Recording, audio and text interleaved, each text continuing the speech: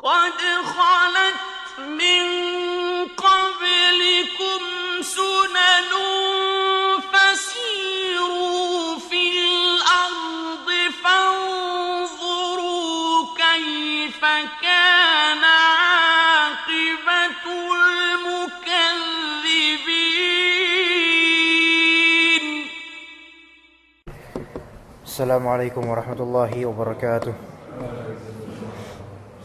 إن الحمد لله نحمده ونستعينه ونستغفره ونعوذ بالله من شرور أنفسنا ومن سيئات أعمالنا من يهده الله فلا مضل له ومن يضلل فلا هادي له أشهد أن لا إله إلا الله وحده لا شريك له وأشهد أن محمدا عبده ورسوله لا نبي بعده سبحانك لا علم لنا إلا ما علمتنا إنك أنت العليم الحكيم. اللهم علمنا ما ينفعنا وانفعنا بما علمتنا وارزقنا بكرمتك الإخلاص والتوفيق والسداد في أقوالنا وفي أعمالنا. اللهم أرنا الحق حقا وارزقنا اتباعه وأرنا الباطل باطلا وارزقنا اجتنابه. Bismillahirrahmanirrahim. Alhamdulillah atas pertemuan pertama kita insyaallah. Di kajian kali ini kita insyaallah akan membahas suatu kitab yang semoga Allah Ta'ala berikan berkah padanya dan faedah darinya yang bisa kita gali. Kitab yang insyaallah akan kita bahas direncanakan insyaallah bulanan sesuai dengan jadwal di Rabu ketiga atau keberapa sekarang? Rabu ketiga insyaallah. Kita akan membahas kisah atau kitab berjudul Kisah Teladan dalam Hadis. Kisah teladan dalam hadis yaitu kisah-kisah yang sahih, yang sahihah yang ada dalam hadis karya Syekh Abu Ishaq Al-Huwaini dari Mesir insyaallah. Yang asal dari kitab tersebut berjudul Sahih Al-Qasas An-Nabawi dan terjemahannya berjudul Kisah Teladan dalam Hadis. Cetakan Aqwam Media Profetika dari Solo. Insyaallah kitab ini bagus buat kita pelajari satu persatu insyaallah kisahnya. Untuk hari ini satu, untuk mungkin bulan depan insyaallah kita lanjutkan di kisah kedua insyaallah. Dan anak pribadi merencanakan insyaallah taala dan semoga Allah beri taufik dan istiqamah. Insyaallah pada pertemuan berikutnya mudah-mudahan kita sudah bisa, atau anak pribadi atau dari muhsinin bisa memberikan wakaf kitab ini untuk para hadirin. Kita hitung dulu sekarang misalnya jumlah berapa, sehingga insyaallah kedepannya masing-masing dari kita punya pegangan ya insyaallah. Karena biasanya kalau kajian anak pribadi di mana-mana itu memang kitab kajiannya yaitu para hadirin memegang kertas atau kitab yang sedang dimaterikan ketika itu, supaya insyaallah lebih bermanfaat dan lebih melekat di fikiran insyaallah faedah-faedahnya. Tapi karena ini pertemuan pertama, jadi insyaallah kita cukupkan ana dulu yang pakai kitabnya. Tinggal bapak-bapak sekalian rahimakumullah mendengar dan menyimak saja insyaallah. Semoga bermanfaat. Sebelumnya ini kita berikan judul sebagaimana dijudulkan di sini, yaitu kisah 3 orang yang terkurung dalam gua. Dan insyaallah ana akan bacakan Arabiknya, hadisnya, yang kemudian terjemahannya, ya, supaya lebih berfaedah insyaallah taala. Diceritakan di sini an Abdullah bin Umar bin Al-Khattab, dari Abdullah bin Umar. Jadi yang disebut Ibnu Umar bin Al-Khattab radhiyallahu anhuma. Beliau menceritakan, Sami'tu Rasulullah sallallahu alaihi wasallam yaqul.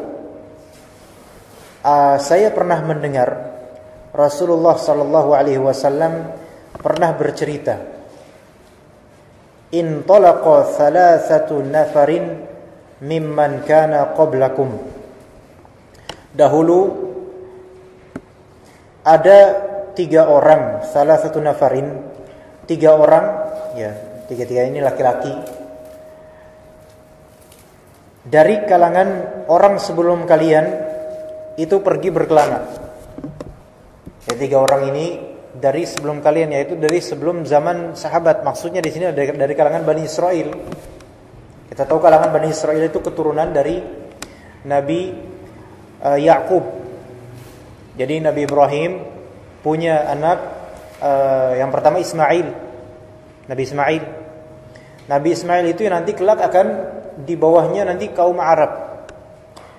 Dan Nabi Ibrahim juga punya anak namanya Ishak ini yang nanti kelak di bawahnya adalah Yakub. Jadi Nabi Yakub itu anaknya Nabi Ishak. Nabi Yakub punya nama lain namanya Israel. Ya. Jadi Nabi Yakub punya nama lain namanya Israel. Jadi Nabi Israel itu asalnya nama nabi. Nah, itu Nabi Yakub. Ya. Dan Nabi Yakub bapaknya Nabi Yusuf dengan saudara-saudaranya. Nah, jadi Yakub ini nama lainnya adalah Israel. Kalau sekarang jadi nama negara. Jadi Bani Israel itu Bani Yakub, yaitu anak-anaknya Nabi Yakub gitu. Jadi pemetaannya seperti itu. Dan kita tahu Nabi Ibrahim Nabi Khalilullah, kemudian punya anak Nabi Ishak juga Nabi, kemudian bawahnya punya anak namanya Nabi Yakub, Israel namanya adalah Nabi, dan punya Nabi Yusuf Nabi, dan bawah-bawahnya nanti banyak para Nabi dari kalangan anak-anaknya Israel, dari kalangan Bani Israel, Jadi ini di zaman Yahudi, di zaman Bani Israel ketika itu. Ya, sebelum diutusnya Nabi Muhammad SAW, jauh lama. Dahulu kala ada 3 orang dari kalangan orang sebelum kalian, yaitu dari kalangan Bani Israel yang pergi berkelana.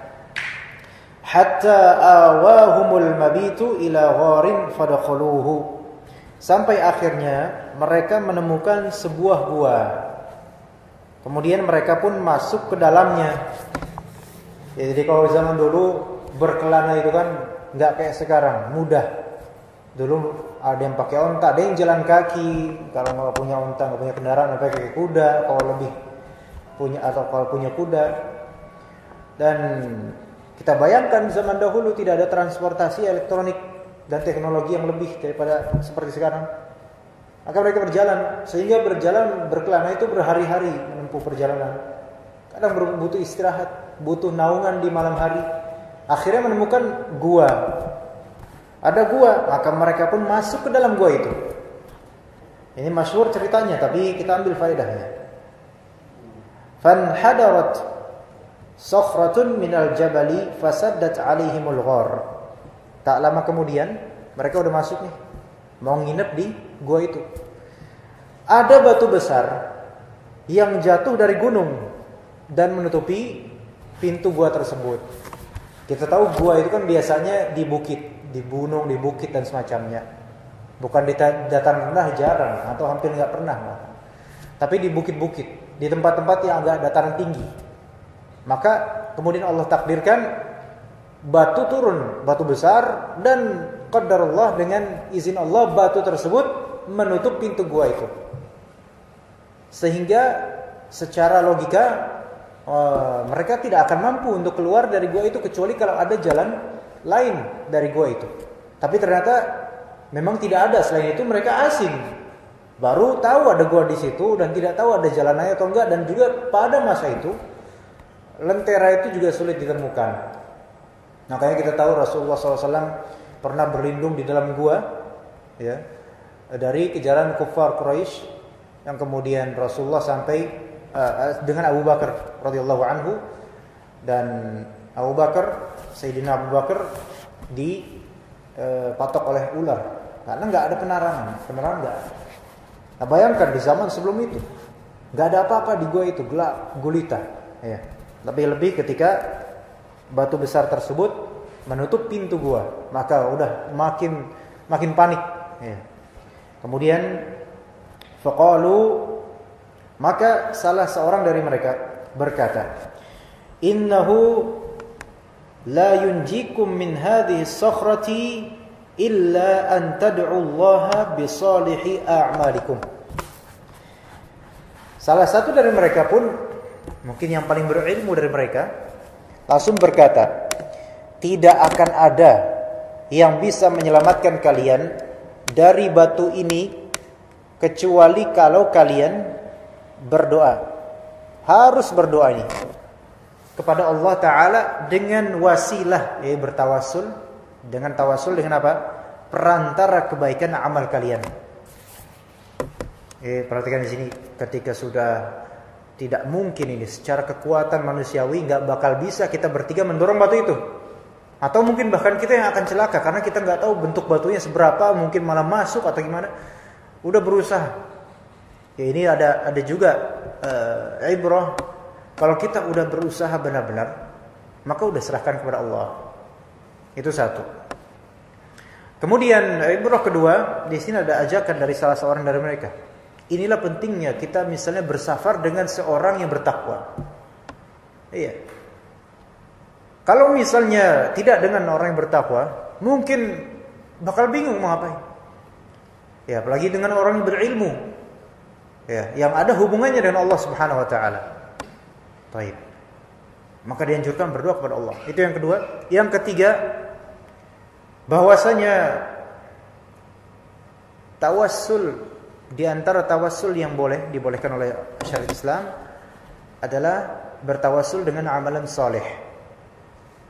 Yaitu kita meminta kepada Allah Ta'ala, dan sembari kita mempromosikan amalan soleh kita yang telah berlalu kepada Allah Ta'ala sebagai penguat doa kita supaya Allah Ta'ala mengabulkan.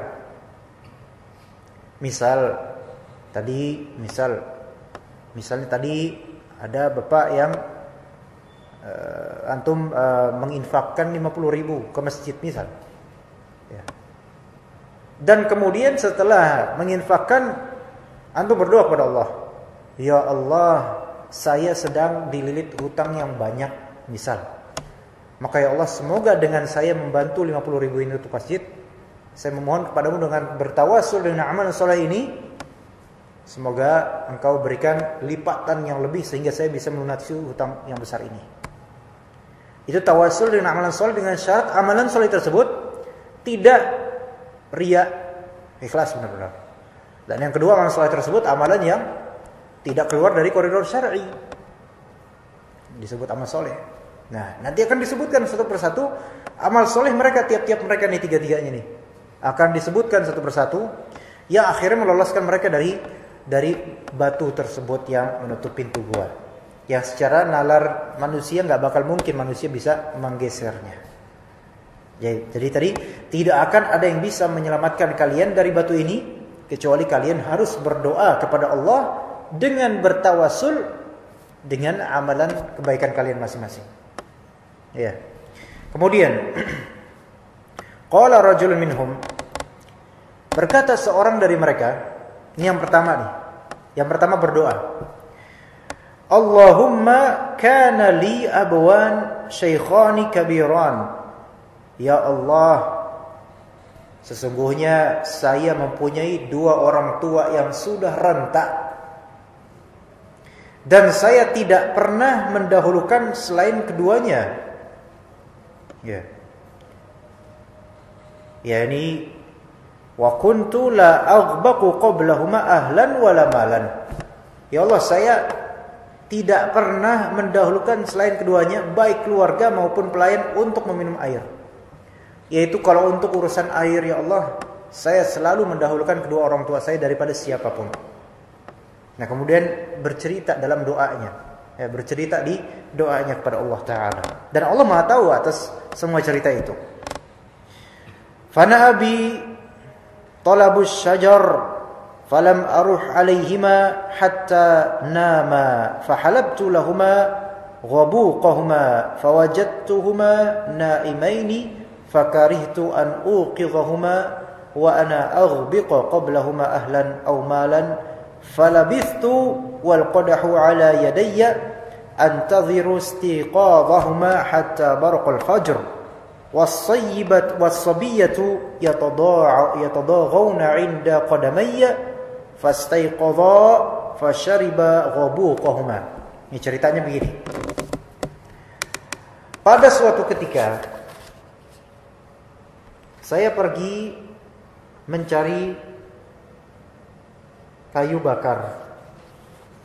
Sampai tatkala pulang, saya mendapati kedua orang tua saya itu udah tidur. Ya coba kalau misalnya kita yang masih muda nih, ketika misal sekali lah, yang masih ada orang tuanya, alhamdulillah.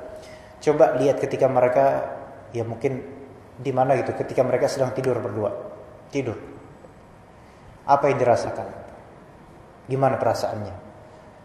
Kemudian tentu saja kalau misalnya yang kita sudah menikah, dulu waktu kita sebelum menikah, kita mungkin belum bisa merasakan apa yang orang tua kita rasakan. Tapi setelah menikah, setelah punya anak, ya mencari duit, mencari nafkah, ujian demi ujian berlalu, baru engeh kau bahasa sini, kan? Baru ngerti, oh kayak gini rasanya jadi orang tua. Nah ini di sini tatkala pulang saya mendapati keduanya telah tertidur. Ini orang ini yang di sini berbakti sangat kepada orang tua, walaupun dia punya istri, punya anak. Jadi kalau untuk laki-laki Pak, asalnya ibu tetap dinomorsatukan di atas istri, ya, dan tidak sebaliknya. Adapun istri harus menomorsatukan suami daripada bapaknya. Itu dalam Islam, ya. Jadi kalau misalnya ibu kita memerlukan bantuan, maka dahulukanlah ibu kita. Ya. Tetapi juga bukan berarti kita menyedikitkan nafkah untuk keluarga sendiri, enggak. Melainkan harus membalance antara semuanya. Asalnya begitu. Nah, di sini contoh di antara akhlak dan syariat sejak zaman dahulu dalam Islam, seorang kepala keluarga itu tidak boleh menelantarkan kedua orang tuanya. Kepala keluarga di sini ya bapak-bapak kita. Ya. Maka saya pun memeras susu untuk makan malam mereka berdua. Namun saya dapati keduanya sudah tertidur pulas. Nah, saya pun enggan untuk membangunkannya. Dan saya tidak mau memberikan susu tersebut pada orang lain sebelum keduanya. Pada anak sendiri, istri sendiri, atau siapapun, harus keduanya didahulukan.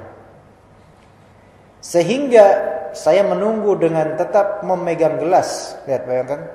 Saya terus menunggu mereka berdua.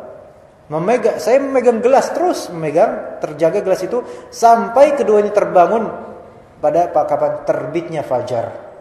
Berjam-jam itu nungguin ibunya bangun dan bapaknya untuk menyuguhkan sekadar susu saja. Sementara anak-anakku merengek meminta minum di bawah kakiku.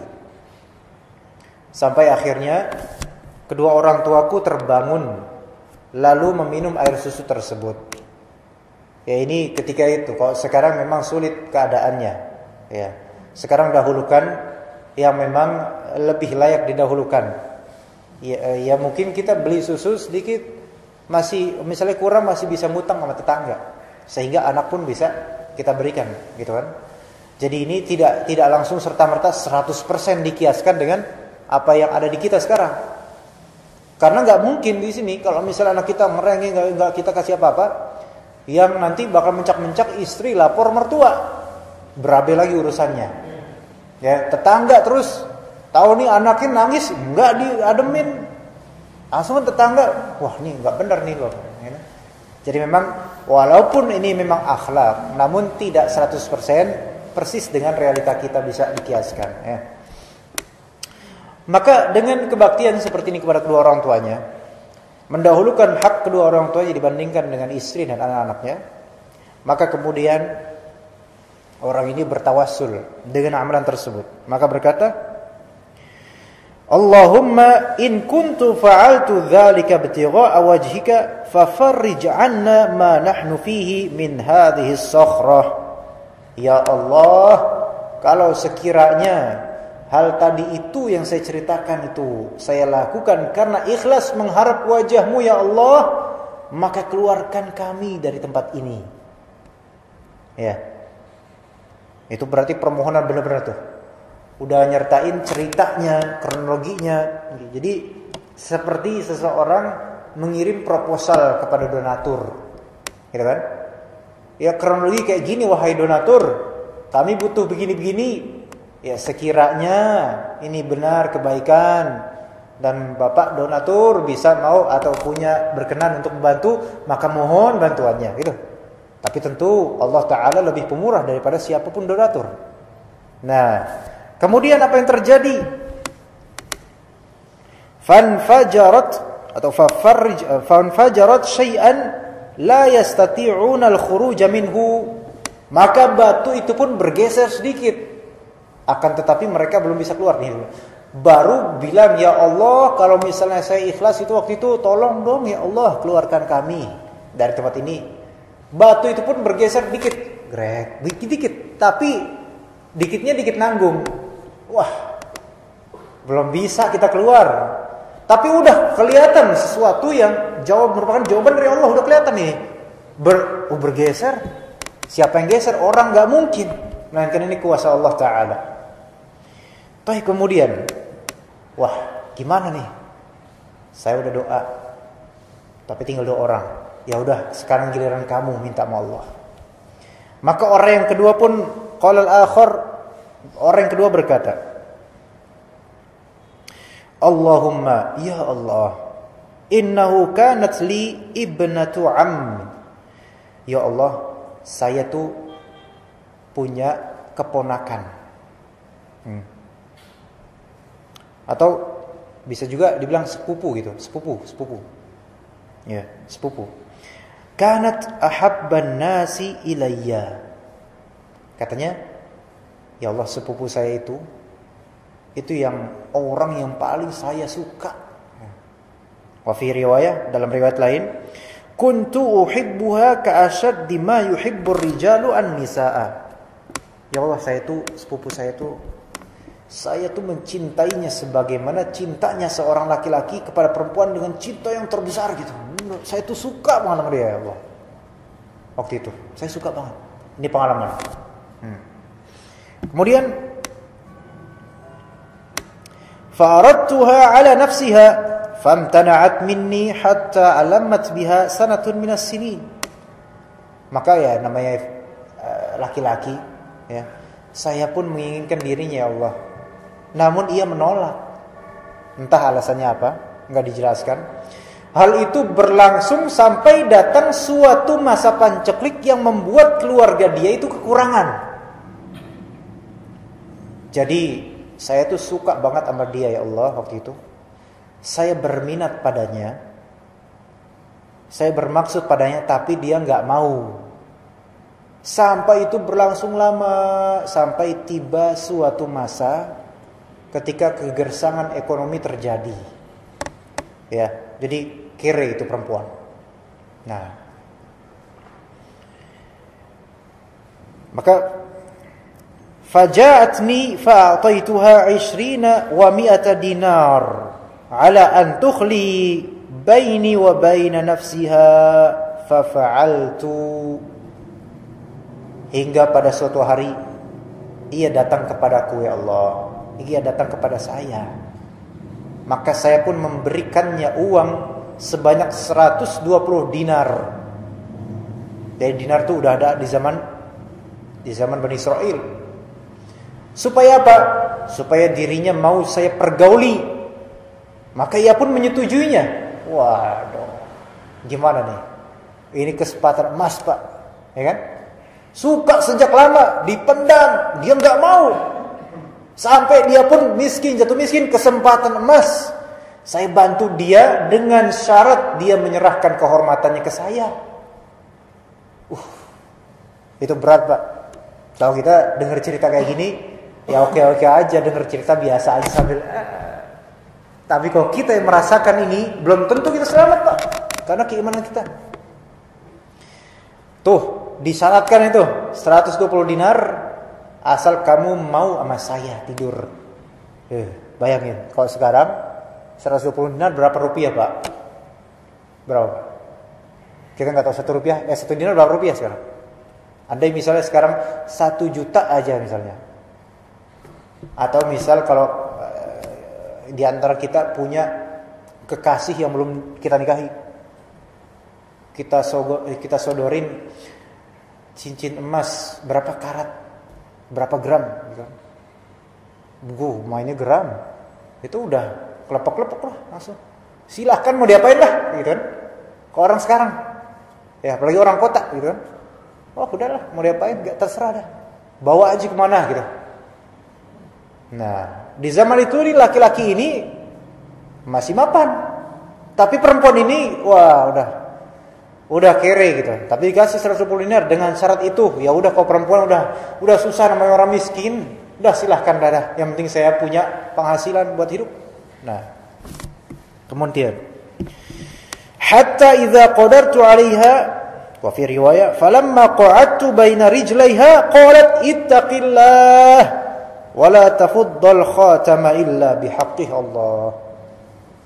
Sampai kiranya ya Allah saya sudah mampu melakukan apapun yang saya inginkan. Dalam riwayat lain tuh tatkala diri saya sudah berada di antara kedua kakinya, berarti apa ya? Itu udah hampir itu zina. Jadi ya dinamakan zina sampai ke hukum had itu kalau kemaluan sudah masuk. Ini hampir ini. Ini hampir. Ketika sudah berada di kedua kakinya, ia berkata gini. Ittaqillah wa la tafuddal khatama illa bihaqqi. Aduh, takut kamu sama Allah. Jangan kamu robek cincinnya selain dengan cara yang benar. Oh gimana tuh Pak? Jadi perempuan ini aslinya bertakwa sebenarnya. Cuma karena kepepet kondisinya. Dan itu pun dengan berat hati karena pengen dapat duit udah nggak tahu gimana caranya nyari duit. Akhirnya dikasih 120 dinar asal boleh mau tidur sama dia. Ini udah hampir di gerbang zina, udah hampir deket lagi, udah ittaqillah. Perempuan ini udah lemah, ya kan? Kalau misalnya kita dalam posisi laki-laki ini, kita dapatin perempuan ini selemah-lemahnya kondisi gitu loh. Udah fisik lemah dan udah menyerah, udah menyerah. Tinggal apa lagi? Gak ada lagi yang bisa. Cuma satu, ketakwaan aja udah itu aja. Sampai keluar dari lidahnya perempuan ini kalimat yang mengubah segalanya. Ittaqillah, takut kamu. Jangan kamu gunakan ini selain dengan cara yang benar gitu.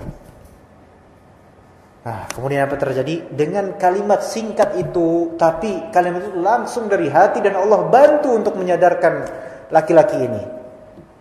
Fansaraftu anha wa hiya ahabbun nasi ilayya wa taraktu adh-dhahaba alladhi a'taytuha. Dengar kalimat singkat ini, ittaqillah. Saya enggak mau. Saya maunya dengan cara yang halal, kata perempuan itu. Maka tiba-tiba kemudian saya tinggalkan dirinya. Saya sadar langsung.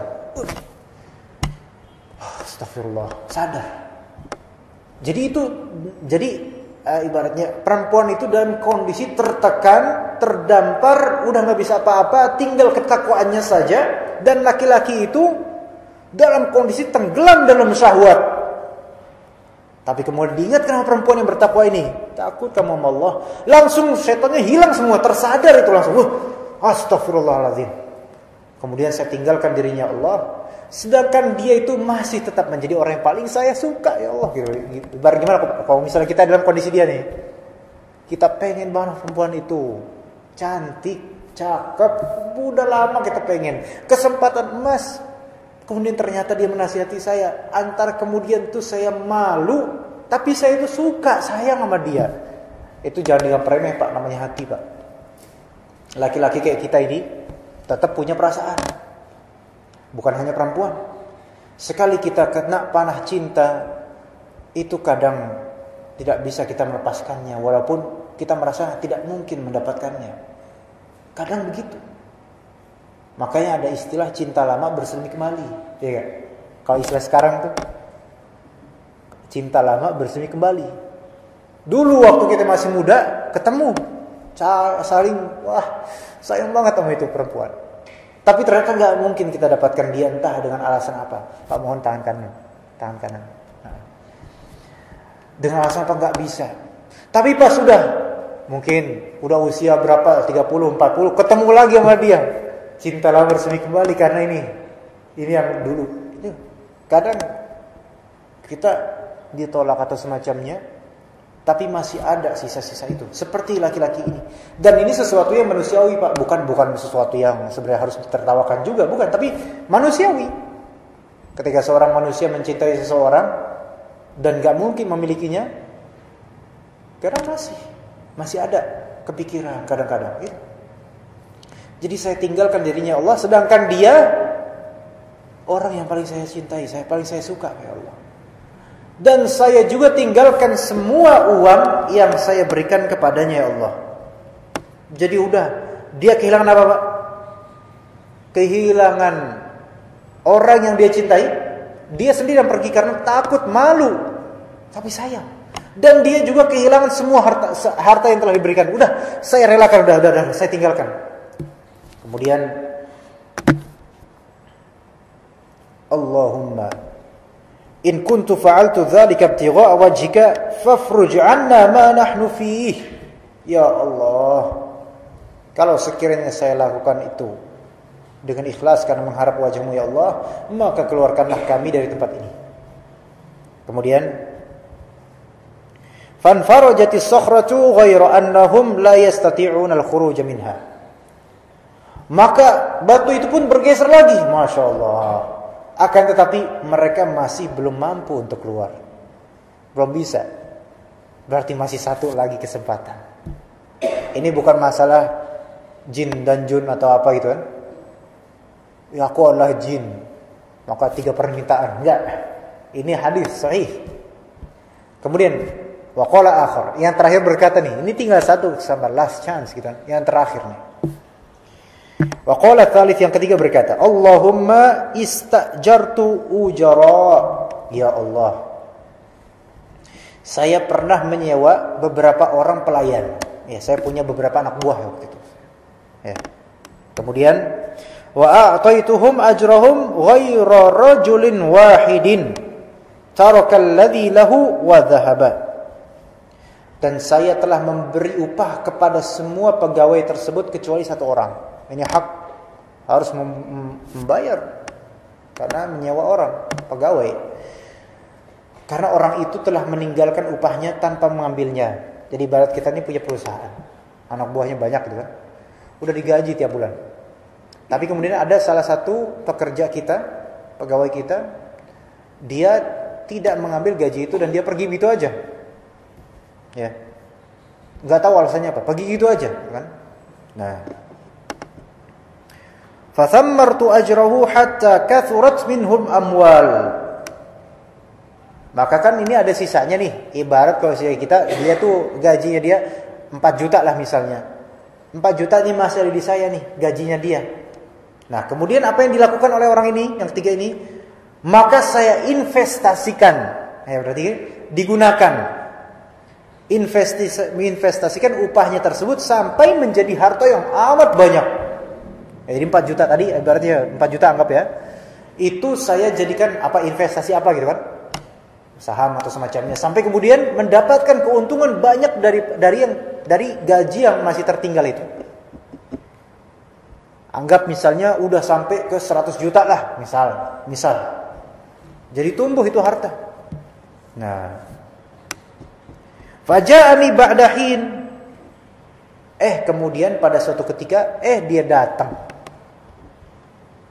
Udah beruntung, udah dapat untung dari investasi itu, dia malah datang, cukup datang.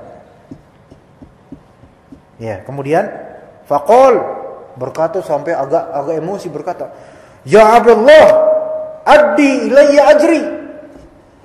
Dia datang, udah untung ini, dia, "Wahai hamba Allah," dia langsung ngomong gitu ke saya, "Ya Allah, beri upah saya yang dulu, mana upah saya? Saya belum dapat upah yang waktu itu. Kasih ke saya mana?" Faqultu, ya Allah, kemudian saya jawab ke dia, "Kullu ma tara min ajrika minal ibli wal baqari wal ghanami wal raqi." Semua ini lihat.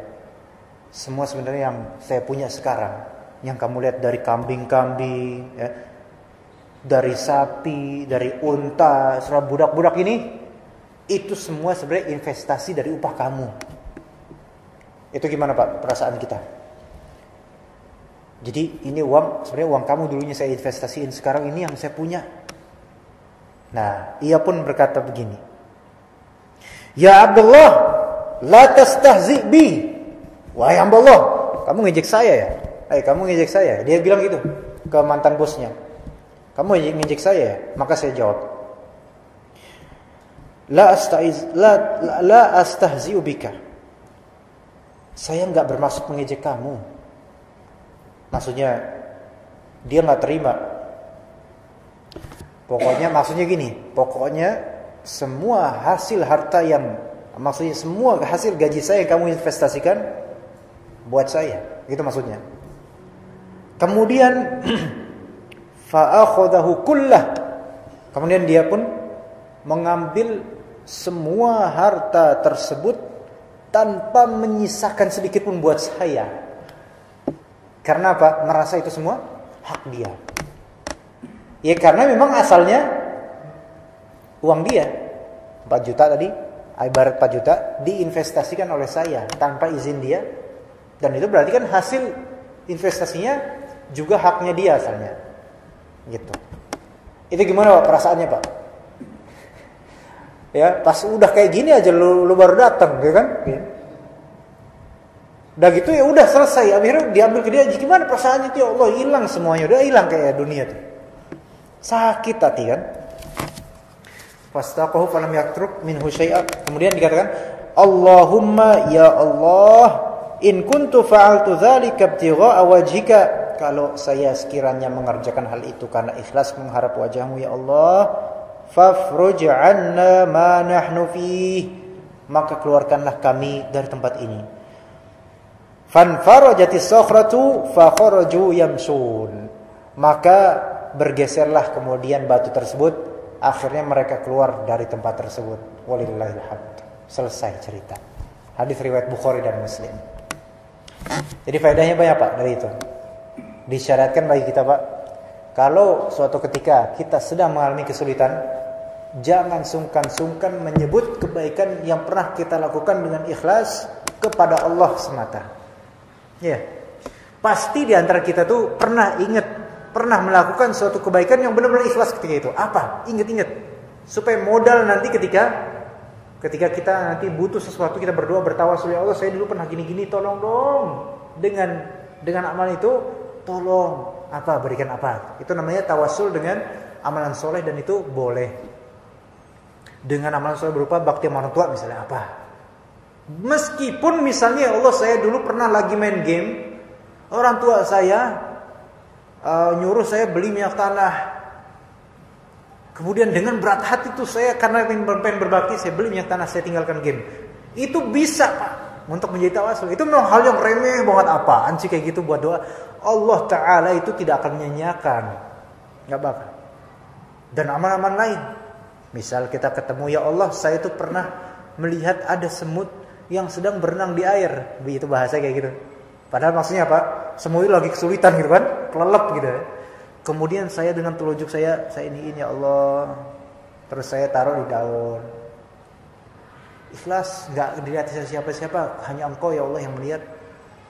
Ya Allah tolong saya sekarang lagi kere, tolong dengan amalan itu mudah-mudahan Allah ya Engkau mau membantu saya ya Allah, saya minta bantuannya. Pasti Allah bantu. Iya, pasti Allah bantu. Apa sekarang Pak? Apa sekarang kegalauan kita tuh apa Pak? Misalnya masing-masing punya. Apa misalnya istrinya kok sekarang ada yang sulit diatur, kok istri saya sekarang agak genit, itu kan musibah itu istri genit. Kemudian anak saya kok bandel, gitu kan? Tapi mungkin salah saya juga nggak mendidik, gitu kan?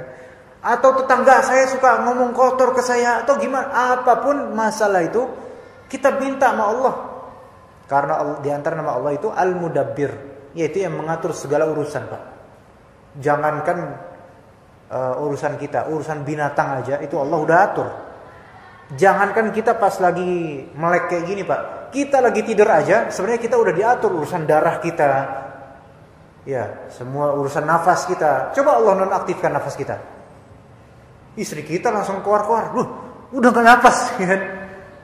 Tapi Allah atur itu semua nafas alurannya dari sejak kita masih di rahim sampai nafas terakhir kita nanti. Ya, semoga Allah berikan kita husnul khatimah. Amin. Ya. Jadi itu ibrahnya. Ini azan jam berapa ya kira-kira kalau di sini? Waktu Indonesia bagian Cawang. Jam? Oh, berarti masih lama ini Pak, insyaallah ya. Baik, kalau misalnya ada pertanyaan dipersilakan Pak. Atau nggak ada yang pertanyaan? Ya dibubarkan berarti. Jadi insyaallah mudah-mudahan pekan depan insyaallah kira-kira mungkin 20 mudah-mudahan bisa saya usahakan untuk menyumbang kepada masjid teladan ini kitab insyaallah dicarikan kisah teladan dalam hadis. Oh ini pas banget ya Pak, nama masjidnya apa nih Pak?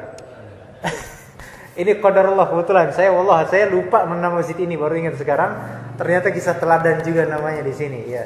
Mudah-mudahan cocok ya. Tapi insyaallah akan kita wakafkan mudah-mudahan kebaikan buat masjid teladan juga insyaallah kita carikan. Ya.